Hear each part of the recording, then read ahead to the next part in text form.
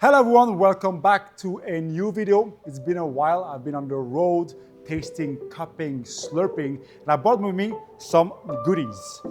And today we are going to review, check, and go thicken through on the new Cosori Juni. We're going through this unit and see what it's about.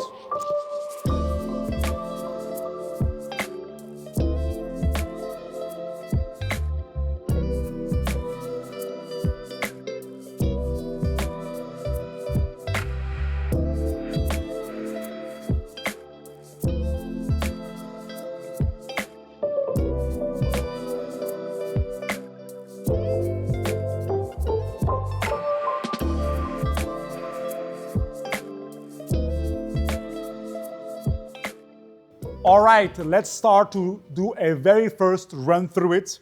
So I've been using now the Juni for about a month. I was one of the first to use it here in the US, and we've been doing a lot of different brews. So the first thing that you can do, and the amazing feature, I'm using here my conical shape, is the pre-rinse, because we always want to rinse our filter, and there was, to this date, no machine that did it or had a feature. So here you just click on pre-rinse and then on the play button. And here's what this is going to do. The amazing part is this body here that's going to do a lot of intelligence. We will talk about it. You have this little arm coming towards the coffee bed, or here the filter, and he is going to wet the paper filter with a minimum amount of water, because water is scarce, and here they really make sure not to use more than needed. So it starts in the center and then it's going to go on the side to really wet evenly the paper filter. I know those are little detail, but for coffee professionals and people who really try to maximize every single bit, it's really, really, really helpful. And you'll see how it turns out. It's a beautiful aspect. So instead of having an arm moving, it has the dripper rotating. All right. So then you can take this and discard it. All right. Yeah, that's a little click, that's a little beep, means it's finished doing it. And you can see here how evenly it is wet. There's no air pocket here and there. It's quite even, and it can really be popped back here. So you grind your coffee with your favorite grinder. Of course, the grind size will matter, and we will see with the app feature how you can give feedback, and the app will give you feedback based on the taste. We can see here on the screen, they have some preset menu. So cup size will give you basically how much dose you will need. Strength. Usually the strongest is 1 to 14, then 1 to 15, 1 to 16. And then the roast from light to dark, it will change basically how you are going to do your extraction. But here, I'm not going to use these methods. I'll go to my favorites. And then I will cycle through. It's a preset that I've created. All my recipes will be available on the library. And then you press play.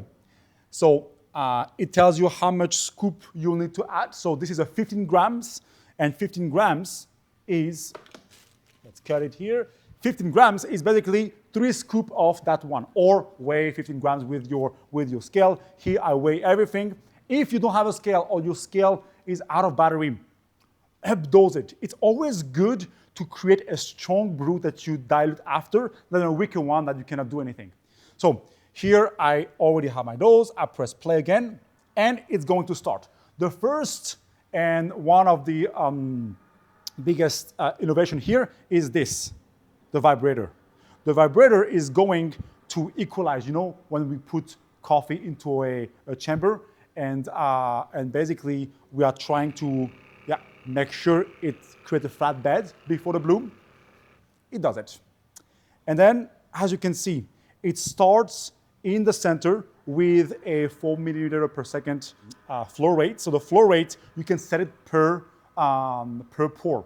And here we have a circular pour. So you can see that the arm is going just up and down, but then the dripper is turning, creating this spiral movement. So this is my classic recipe, 4 equal pours, 15 grams for 225 grams of water, and with 40 seconds bloom. So it waits, actually, the 40 seconds is going to wait it until they do the second, third, and fourth pour. You can really change, number one, the amount of water per pour. Number two, the temperature of the pour. Here I'm using 92 degrees in the first 2 pours, 92 degrees Celsius, but then I reduce it on the third and fourth pour. So you can change the amount of water dispersed per pour, the temperature of that pour, the speed of that pour, the maximum being 4 milliliter per second. And also you can add, if you want agitation, you can add agitation in every pour, the amount of rest time or pause duration between each pour. You can change every single thing. For example, my top bed here is dry already, so I can already close my pour. That's often how I like it. I don't like to have the full amount, and then just pop it out. So that's basically a first run through on the Juni. Now let's taste it, because it's cool that it does all of that, but it actually tastes good. I pretty know well this coffee. This should have a lot of bright fruits, lot of florality. And what I like about the Juni is that it reproduces a cafe-style environment. We don't get like a super hot beverage, right? Often batch brew, whenever you taste it and you order it, it's burning your tongue. But when you make a pour at home and you swirl and you finish your brew, you can drink it almost, it's still a little bit hot, but you can drink it, it's not burning your tongue. And that's what I like here, is that it's brewing it the way that we will brew it, meaning that we don't have an enclosed space that keep absolutely all the temperature. We actually have a good gradient of temperature, allowing all this complexity of flavors. Delicious brew. It really does exactly the way I want it.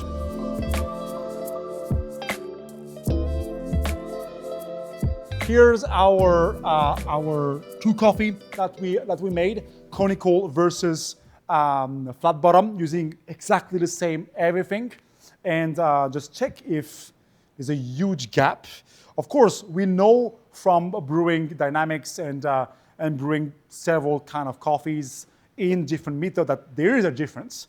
But here is just to check its consistency and if it can provide an even extraction, but also a delicious cup of coffee. So, as we should expect, even though this is a coffee from China, so not super high elevation, but we have an anaerobic washed with delicious citrus fruit, berries, and less milk chocolate. Of course, here really, I like my coffee on those brighter, vibrant side, but on the back you have a tiny bit of milk chocolate coming in. Let's try now on our flat bottom. Wow, this is really, really different. It's much thicker first. So that thickness carries slightly more syrupy aspect to the coffee, with slightly more liquor blueberries. Here, you can definitely taste the agrumes, which is the citrus fruit. But here, the blueberry liquor takes over a little bit with a nice chocolatey finish.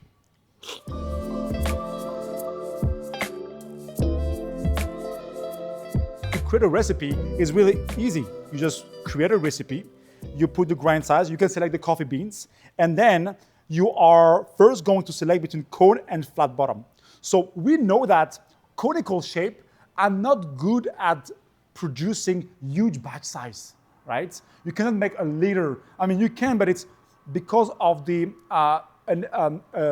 unevenness of extraction, it creates too much inconsistencies with bigger batch. So that's why conical shape is capped from 25 to 600 milliliter. So up to almost 40 gram dose, which is good. But for your really big batch, you should use the flat bottom. And then you will choose your coffee dose and your water volume. And that will adjust the strength, the ratio from a 1 to 15 to a 1 to 16.6 for the regular classic one. So here, 30 grams, 500. And then you have your pours. So for your pours, it starts with a bloom. And it shows you what is the percentage of each pour. So for the bloom, I like to do like a 25%. So I would go like a big bloom of 125. Right, 500 divided by 4. Then you can change the temperature. You can toggle in the setting between Fahrenheit and Celsius. So all the way 96, all the way 80 to 96 degrees Celsius. So I like to keep it at 91, 92 degrees for my washed coffee. And here the flow rate. It goes minimum 2.5 milliliter per second up to 4. So for a more aggressive pour, those lighter roasts that need some extraction, you just stay on the max. And then the pause duration. So the pause duration is when the pour is done, like here, how long it waits before the next pour. And usually I do a 40-second bloom, and then I wait 30 seconds and less based on the feedback I have, because I like to wait until my coffee bed is dry before the next pour. The pour pattern, that's where you decide if you want the arm and the dripper to turn, to have a spiral movement. You can have also a circular. So circular will sit on one side and just turn. That's it. Or a center pour.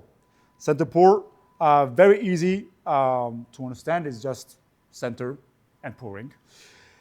Agitation before and after. So the agitation that I showed you earlier to set the grounds. But also you can, if you want, like the row spin, agitate after. I personally don't do it anymore, but it's possible to do it as well. And here you have an example of all my recipes. So my classic recipe that we've been using is a medium grind size. I'm using a 15 gram dose for 225 grams of water, a 1 to 15 ratio, as I like my coffee.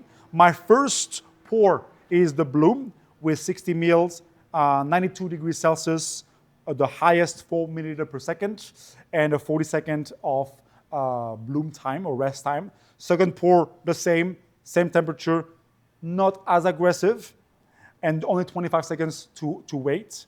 The third pour, that's where I do 55 mils with 91 degrees Celsius, so I reduce, still a spiral move on that one. And the last pour, 90 degrees Celsius, I reduce it, reduce my flow rate, and a simple center pour to just add the strength but not agitate the brew further. Let me talk a little bit about the app. You have a recipe function, a coffee bean, a brew history, as well as some barista mode, quick brew, scheduled brew. If you want to just wake up with the sound of the brew, it's possible too. And an AI generation that we will see at the end. But first, an amazing feature is the coffee bean feature, where it's your library of coffee that you have. And it will tell you when it needs some rest. So we know that a lighter roast, for example, needs a week, 2-3 weeks to open up versus a more medium or darker roast. Now, when you want to add the beans, this is the amazing thing. You can either add a bean, fill up all the classic stuff, name, roast date, origin, process, and roast, or use this AI feature. So I'm going to do it here. So usually if you are using our coffee, you can just almost take a picture of the card that comes with it, and you'll have all the information. But I want to show something very fun. I was in Paris last month, and I picked up some beans, and I was wondering if this feature works with a different language. So here in French, let's see. And everything is in French, including the tasting notes. So you put your bag, on the shelf, on the table here. You take a picture, and it says avoid glare and wrinkles. So try to help it, right? Try to help the feature here. You press it, and it's going to analyze the image. And we're going to do this live because I really found it amazing how he did it, translating the French tasting notes. So name here, I'm adding Tanat, which is the roaster. China, it's anaerobic washed. So it detected Katura and Katuwai as variety. China, Yunnan region detected as well. And here, even the process anaerobic washed, it detected it as well. The roast, so this is the thing that you have to put in. Roast is a little bit tricky to communicate. So I'm just going to put light to medium. It's still roast on a lowering. And here's the amazing thing on flavor notes. So agrumes is citrus fruit in French. Liqueur myrtille. And that's exactly blueberry liquor. Blueberry liquor and chocolat au lait, milk chocolate. And it translated exactly the flavor note that you can then save. So this is really one amazing feature.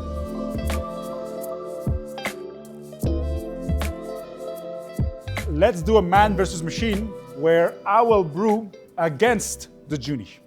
He's gonna do his thing here, and I'll do my thing here. Let's wet our paper together. I'm gonna use our Benko Gotiti.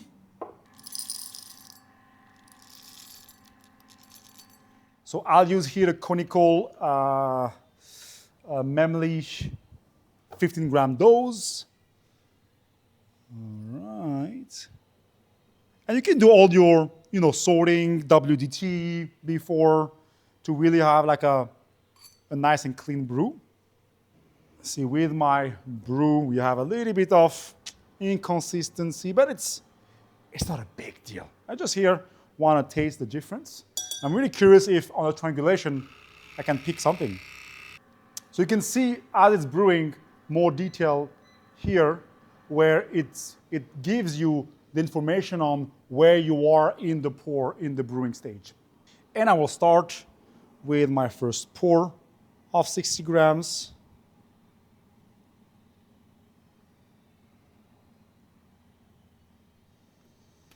So similarly, I'm never super aggressive in my pours, and I go from a higher pour to something more gentle. Always waiting 40 seconds. The only thing is that here usually when the top is dry, I add my next pour. But every bean has different solubility and absorbs water differently, so that's why you need to change a little bit. But usually I notice that after 25 seconds, 20 seconds, it's ready for the next pour. And here we are both on our last pour. And I am done with my brew. And this is done as well. Before we taste, let's do a little bit of TDS measurement. I know it's doesn't tell you a lot, but it tells you how I extracted versus the machine, how precise I was. TDS will tell you only the strength of your brew. It won't tell you if the coffee tastes good or bad. So don't take that as pure science. Of 1.3. And then let's see the next index that we have.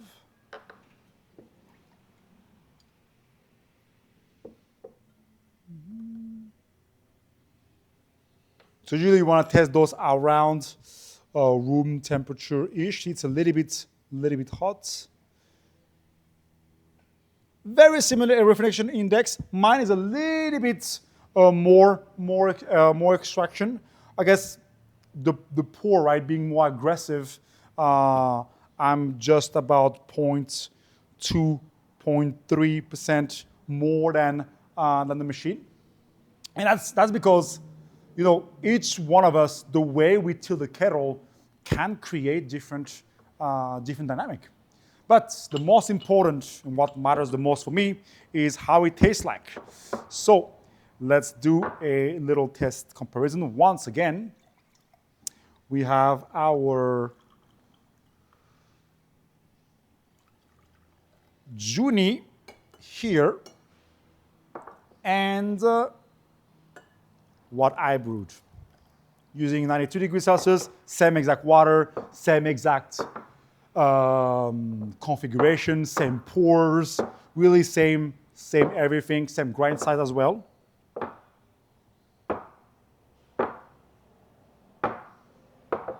All right.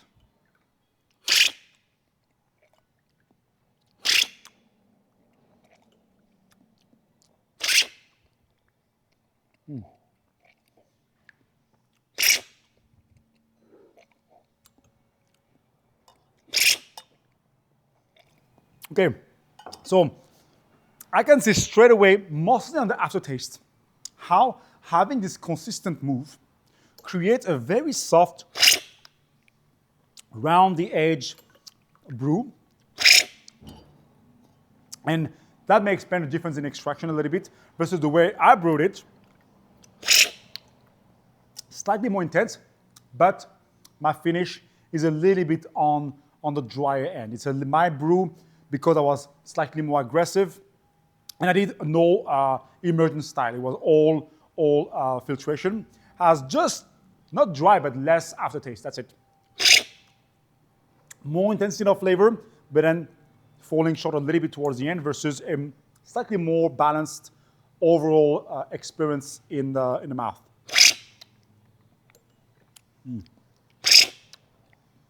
So more, I would say more balanced, more sweet expression, slightly brighter expression, less finish.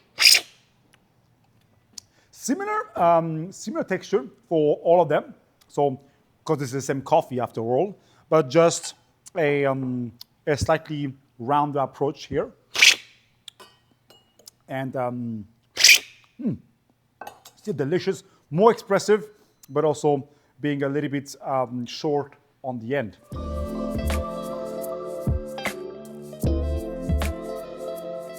Now I want to see if it's able to reproduce the same amount of cleanliness with a big batch. So we're going with a 600 mils, almost like 4-cup brew, because this is the biggest challenge. When you're at home, you're making coffee for yourself, it often tastes delicious. And then you have friends over and you up the dose and all of a sudden the coffee doesn't taste as good. So here I'm going to show you what to change. Of course, all my recipes for big batch will be available, but also we're going to taste and really give our opinion on how it is good or not on the palate.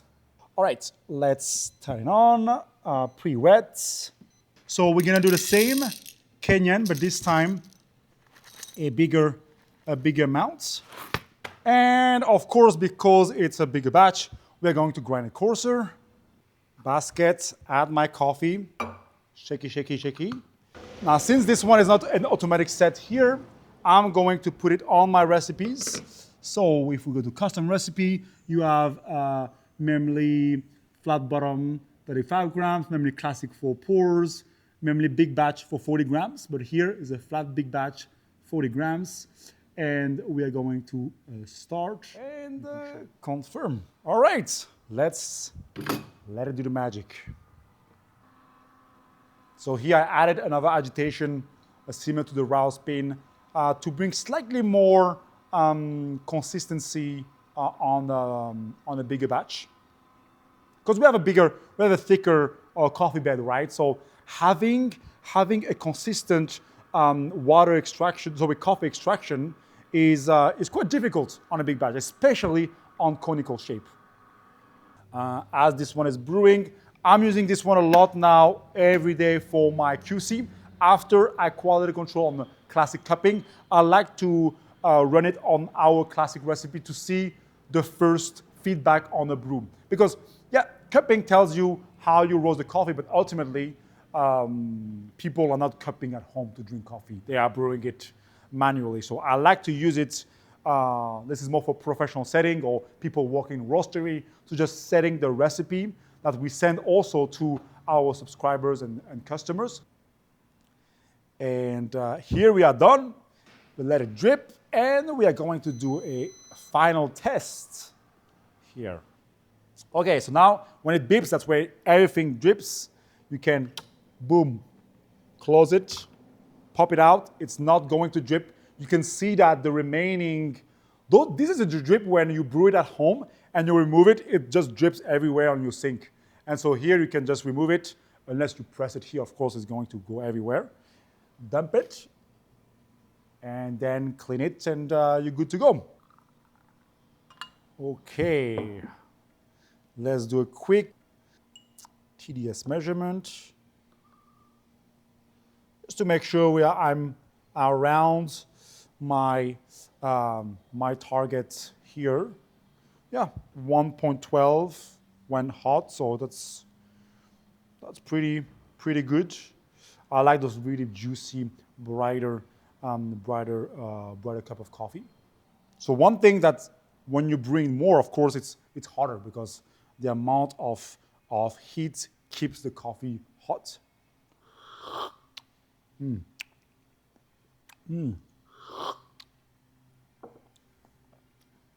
Definitely the same amount of juiciness. So we didn't lose in acidity by going with a flat bottom brewer. Our Grand Corso, of course, to compensate that, you need to still use a bit of your brewing brain in the beginning. And then the AI feature can always help you accommodate with that by giving feedback to the app. So you have to give feedback unless you already know what to change. But here I knew that going big batch, I need to Grand Corso. So I'm finding back my juiciness. That's really what I was scared of losing from conical 15 grams to flat bottom 40 grams of those. This is where I like it the most, and what I mentioned earlier is on a big batch brew, often you have, this linear flavor expression, which is good. But the reason why as home brewers and home enthusiasts, we love manual pour-overs is because it offers us those different layers of extraction and layer of flavor. And here you can find it, even with a big batch brew. So you can share that among 2, 3, 4, 5, up to 6 cups, and still have this layer of complexity.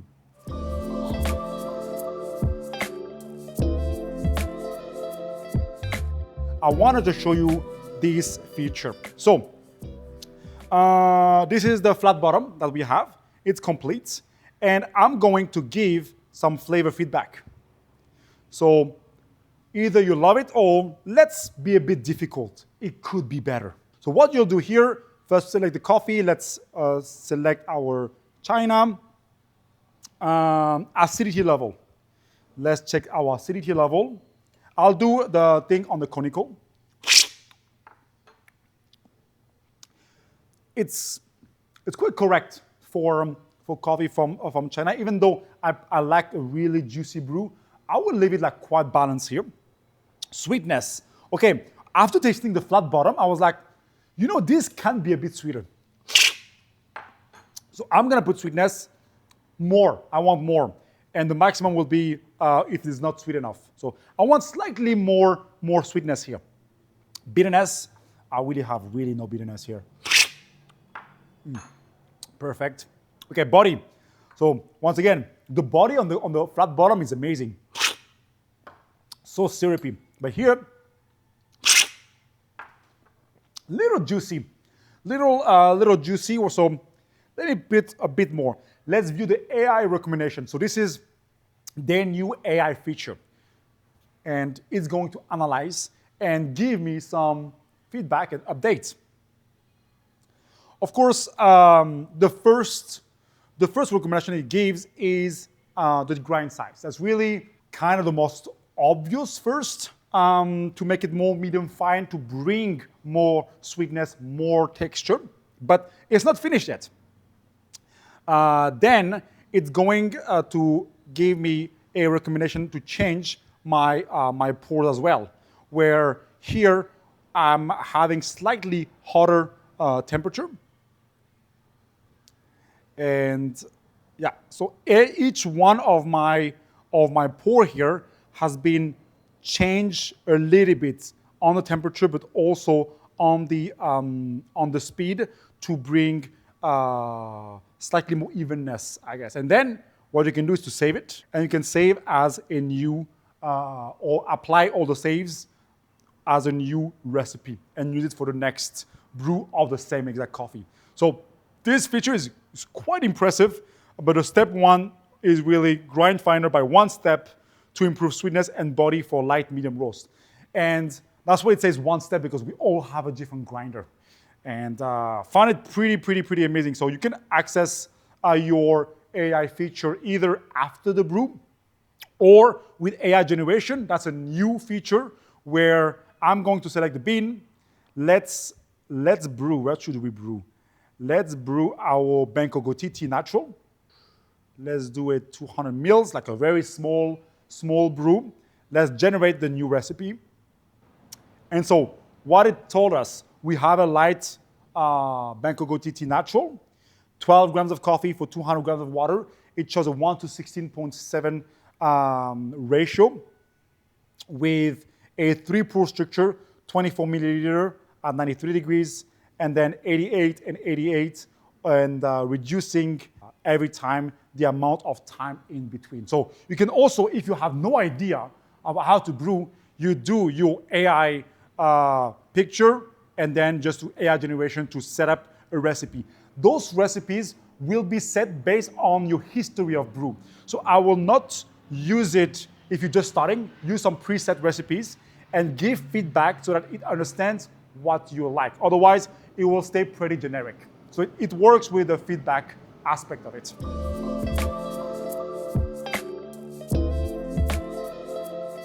To sum up, what can we tell about the new Cosori Juni? A lot of things happening, a lot of things are different and new. First is really the feature, the custom recipe feature, where you can change not just the amount of water that you are pouring, but also each pour's temperature, flow rate, and rest. You can also scale up and down pretty easily from a 1 cup to a 5, 6, up to 8 cups, up to 1.5 liter of coffee brewed by changing, of course, the flow rate, the grind size, but also the basket. So it features both a conical and a flat bottom dripper. Amazing pre-wet feature to wet your filters before adding your coffee. And then it does its job pretty consistently by heating up to a dedicated temperature, just the amount of water needed. So the idea is that you can really use your favorite beans. And the other cool feature is the app, where on the app, you can have your brew history. So you kind of know which brew was good, better, by adding the feedback. The coffee beans, so that it can learn, like any machine learning, you know that it's not smart until you give it feedback. So the idea is to play with it, give feedback. Hey, it's too acidic. And it's quite intuitive. It's not too complicated. It's just like too acidic, too sweet, too bitter body. And then it just adjusts really simply based on previous feedback. So if you never tell the brew that it's good, it will always change until it detects what you like. And then you have the different recipes. So you'll have your custom recipes or some preset recipes. So when you receive your Juni, you will have the SCA Golden Cup, and an original one for like a classic brew, clean cup, Asian origin or African or American origin beans. This is already set by Cosori, but you will also find other people's recipes, and especially if you're using our beans or on the lighter side, lighter roast type coffee. You can brew exactly the way I brew it here in the lab. Thank you very much for watching. If you have any question, feel free to drop a comments. All the information about the Juni, its feature, link will be in the descriptions. And I'll see you for more brewing.